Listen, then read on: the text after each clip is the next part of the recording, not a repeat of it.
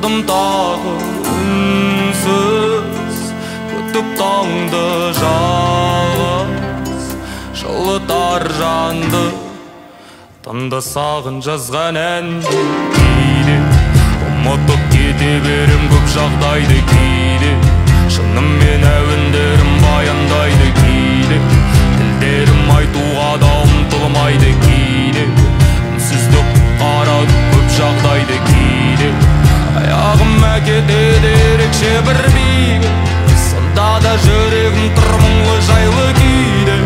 кей кезде қайтқым келеді үнсіз жалғыз үйге.